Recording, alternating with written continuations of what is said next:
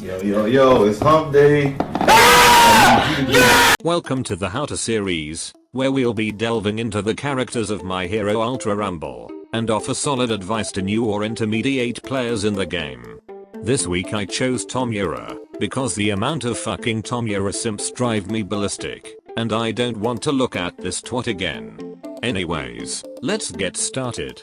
Strike Tomura is part of the Strike class, offering an additional damage boost to his whole team rather than his Assault version offering additional defense. Now let's look into his abilities. His alpha is some sort of sludge or some shit that stays on the ground for 2 to 3 seconds and damages anyone caught on top of it. This is a ground-based attack, meaning you can only hit opponents when they're on their feet.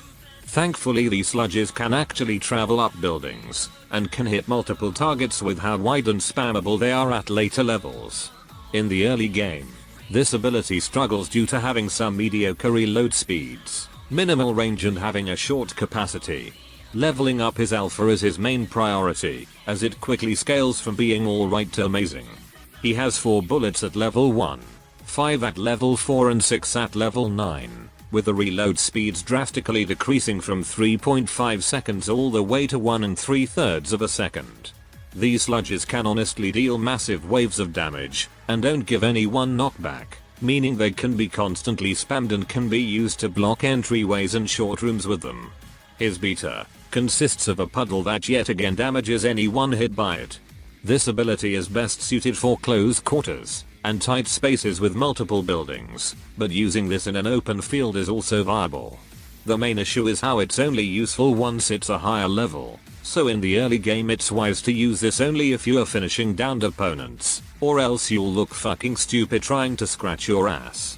The scale at how wide it gets upgrades with multiple levels, but levels 5 and especially 7 increase the size to make it viable in fights.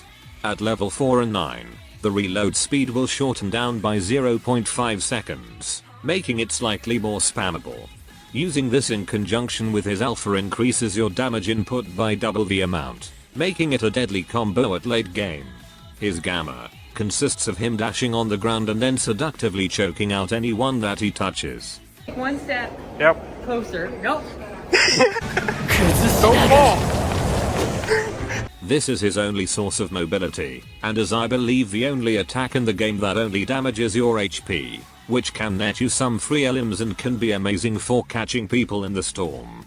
He's also armored when sprinting, making this attack more consistent and helps Tomura run as he can't be knocked back by anything. However, this ability is the weakest in his kit, due to the high risks involved, along with the animation of Tomura choking anyone out, gives the enemies enough time to land tons of hit onto you. At later levels, the only things that change are his damage and his reload speeds, which means you'd level this ability up last. I believe it gets easier to land hits at higher levels, but this ability is already solid at level 1, unlike the other two which need leveled up as fast as possible. Lastly, his special action consists of a punch that instantly destroys buildings. But if this punch is landed on anyone, it causes them to take 50 damage and gives them a 20% defense debuff. This special action isn't the best, mainly due to his other abilities also decaying buildings in a blink of an eye, and landing it on anyone is very inconsistent and is pretty much never recommended because of how minimal the rewards are. The best use I found with this punch was by using it in a combo with his gamma. As soon as you throw your opponent down onto the ground, immediately run up to them and try to hit them whilst they're airborne. The main issue is how difficult it can be to master this combo, with the added fact of how hit detection can change by your ping and many other factors. In terms of strengths, Tomura can dominate the late game with the spread of his scabies, and is very unique in terms of how he operates. Tomura is also very powerful in both maps, having a more aggro approach and has the added benefit of destroying buildings in the camp, and uses the tight buildings in the city to have some of the best crowd control late game. Not to mention that he has no knockback for most of his attacks, netting him some very high DPS for multiple targets. However, Tomura suffers greatly against airborne enemies with the fact that he literally has nothing to defend himself. He's meant to deal with ground-based opponents, and excels with crowd control and sheer aggression. Not to mention he barely has any mobility, meaning you can get fucked quickly if you have no cover. He also has 300 health, which doesn't allow him to tank as much compared to other characters. Some special tips I can give for Tomura is to level up his alpha all the way up to max, then level up his beta to maximum.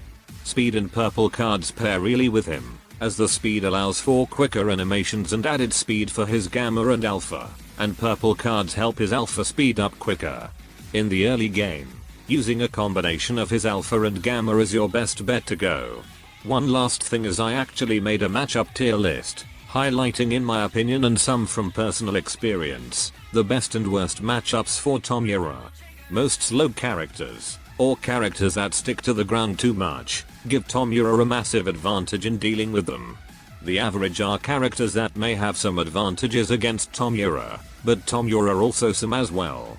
The disadvantages are characters that have either way too much of an advantage over Tomura, or are too airborne that they can't get damaged enough from Tomura.